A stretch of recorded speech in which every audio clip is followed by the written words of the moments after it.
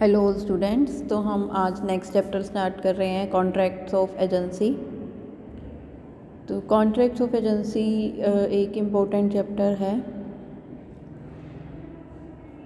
Contract of agency का क्या मतलब है कि एजेंसी का मतलब है कि जब एक पर्सन दूसरे पर्सन को रिप्रेजेंट करता है, ठीक है, यानी कि एक पर्सन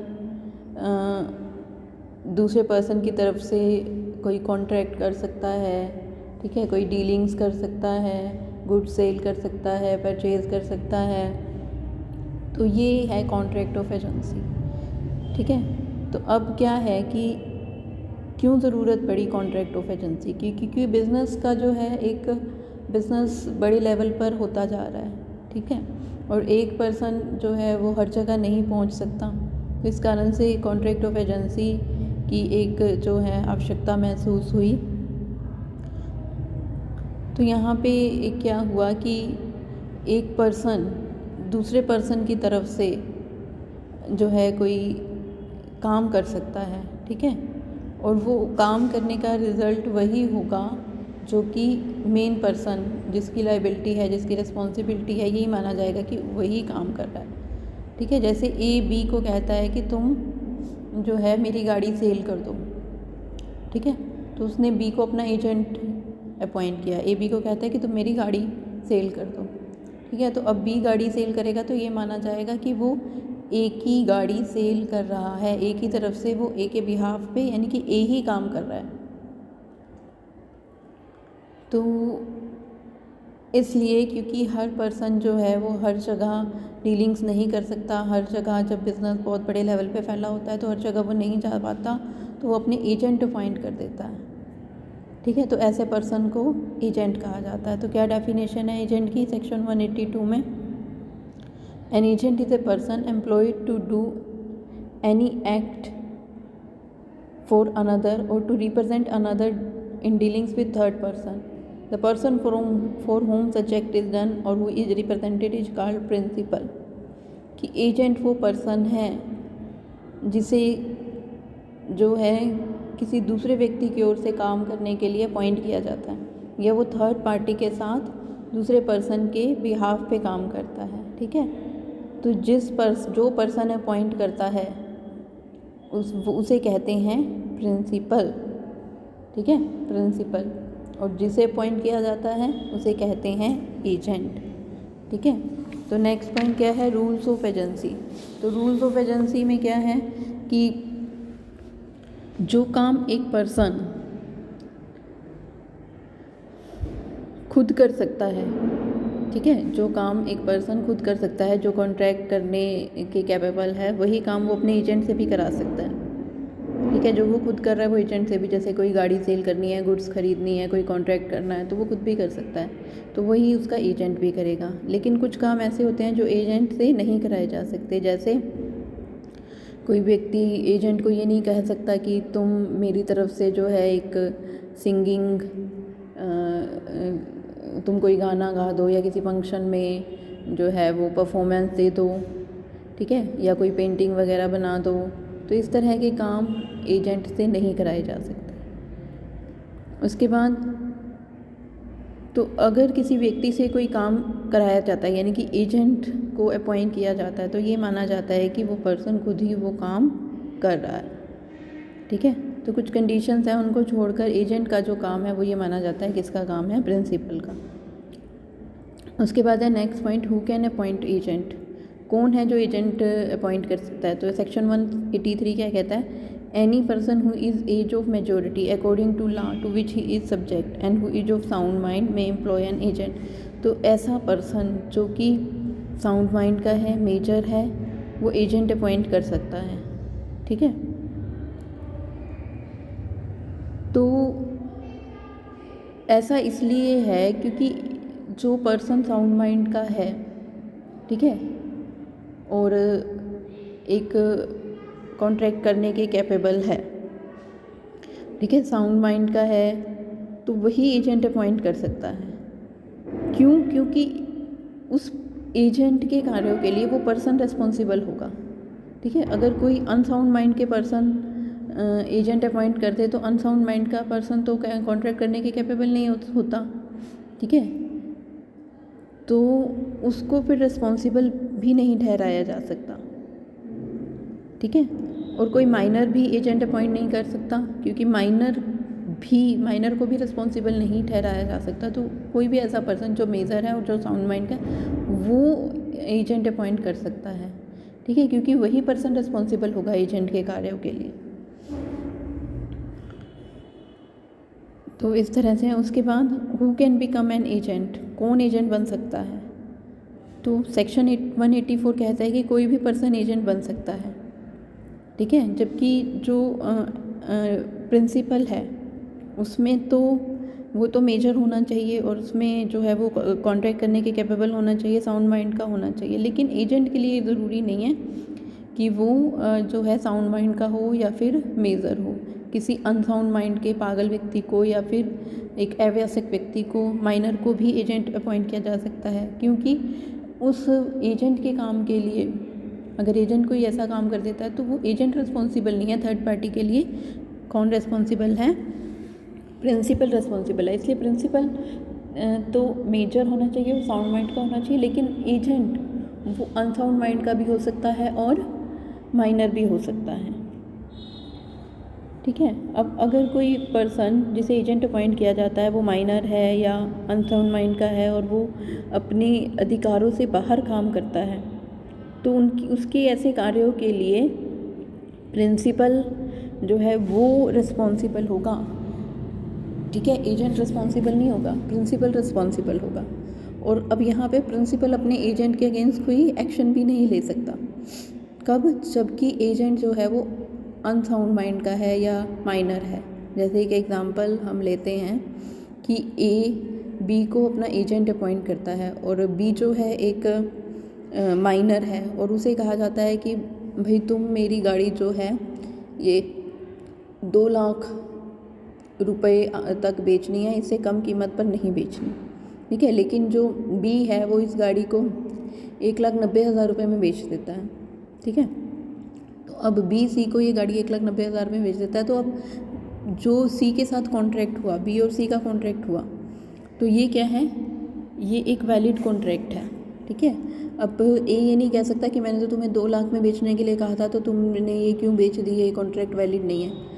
अब बी और सी का ये कॉन्ट्रैक्ट वैलिड होगा और ए को अपनी गाड़ी देनी पड़ेगी सी को 1,90,000 में, ठीक है। अब यहाँ पे ए बी के अगेंस्ट कोई एक्शन नहीं ले सकता क्योंकि बी क्या है, माइनर है।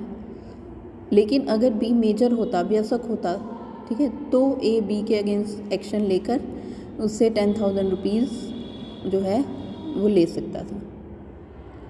तो इस तरह से नेक्स्ट पॉइंट क्या है, कंसिडरेशन फॉर एजेंसी। सेक्शन 185 क्या कहता है कि एजेंसी के लिए ज़रूरी नहीं है कि कोई कंसिडरेशन पे किया जाए। जो कंसिडरेशन जो एजेंसी के कॉन्ट्रैक्ट्स हैं वो नॉन ग्रेचुएट्स भी हो सकते हैं और ग्रेचुएट्स भी हो सकते हैं, ठीक है। नॉन ग्रेचुएट्स क्या होते हैं कि पारिश्रमिक सहित, और ग्रेचुएट्स क्या हो सकते हैं, पारिश्रमिक रहित, ठीक है।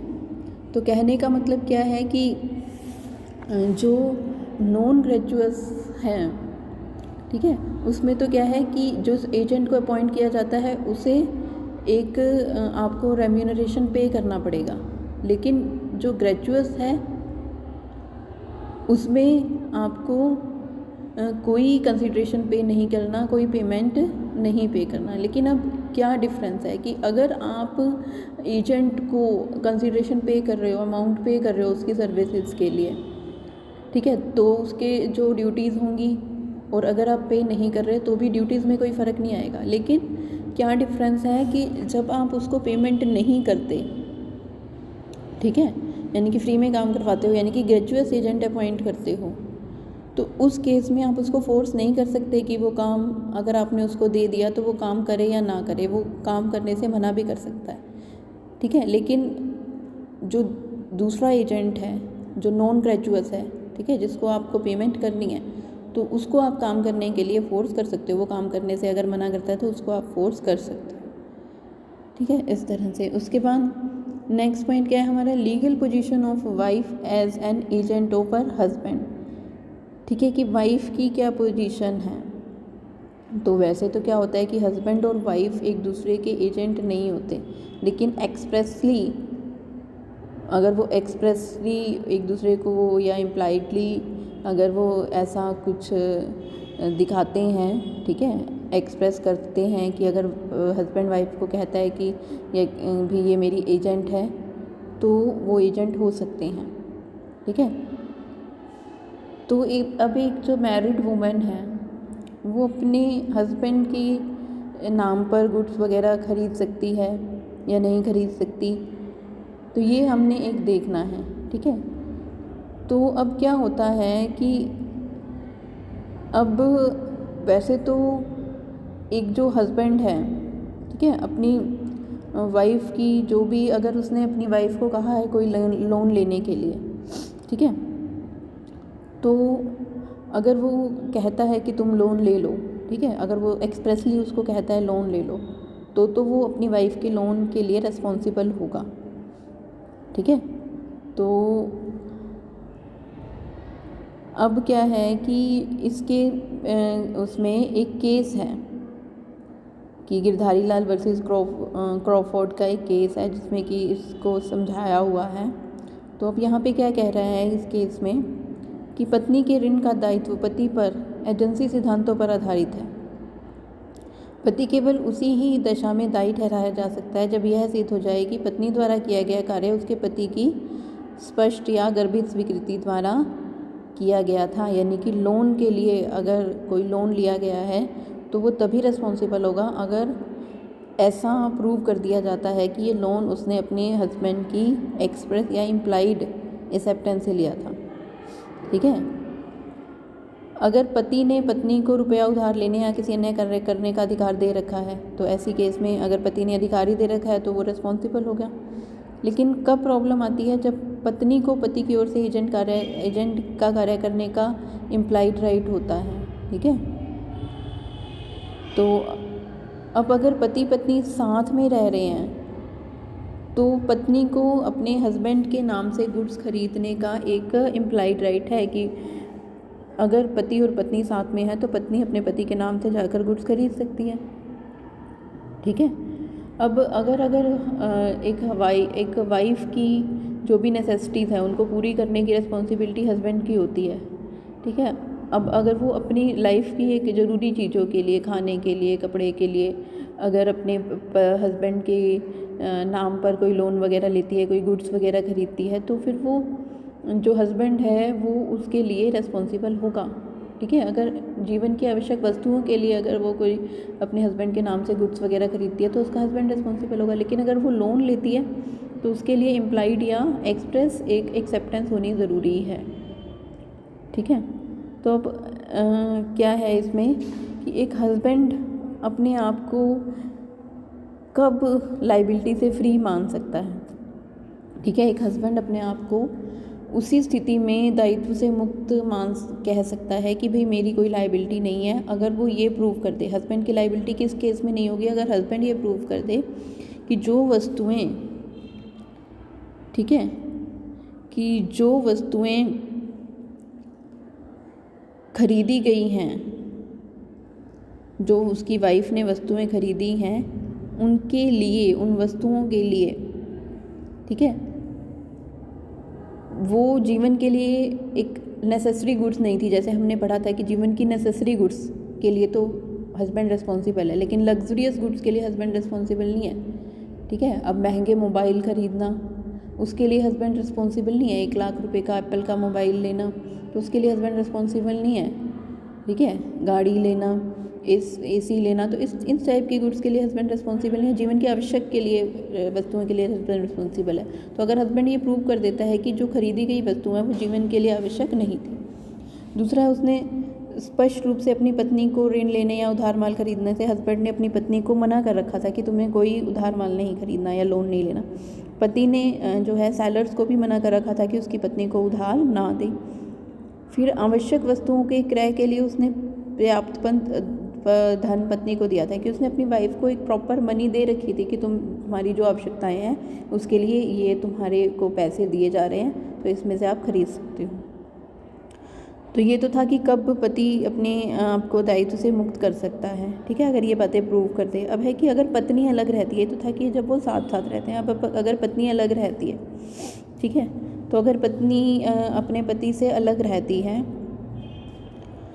तो इसमें पहला पॉइंट क्या है कि जब पत्नी पति की किसी गलती के कारण अलग रहती है, अगर पति की किसी गलती के कारण अलग रहती है, ठीक है, या पति उसको छोड़ देता है बिना किसी रीज़न के, तो उस केस में पत्नी को पति की नाम पर वस्तुएं वो खरीद सकती है, ठीक है, क्रेडिट पे खरीद सकती है। अब यहाँ पे पति नहीं कह सकता अपनी पत्नी को कि तुम मेरे नाम पर गुड्स नहीं खरीद सकती, या फिर वो सेलर्स को भी नहीं कह सकता कि मेरी पत्नी को गुड्स ना दो उधार, ठीक है। तो यहाँ पे ये राइट तभी है पत्नी को अपने पति के नाम पर गुड्स खरीदने का, जब उसका हस्बैंड उसके लिए गुड्स वगैरह की अरेंजमेंट नहीं करता। तो यहाँ पे पत्नी अगर पति की गलती से अलग रहती है, तो उसके नाम से वस्तुएं खरीद सकती है। फिर सेकंड पॉइंट क्या है इसमें कि अगर पत्नी अपनी इच्छा से ही अलग रहती है, ठीक है, पति की किसी कारण, पति की कोई गलती नहीं है, लेकिन वो अपनी इच्छा से ही अलग रह रही है, तो फिर यहाँ पे पति उसका एजेंट नहीं माना जाएगा, और वो जीवन की आवश्यक वस्तुओं के लिए भी पति के नाम पर गुड्स उधार नहीं ले सकती, ठीक है, ना ही पति उसकी जो है नेसेसरीज ऑफ लाइफ को फुलफ़िल करने के लिए रिस्पॉन्सिबल होगा।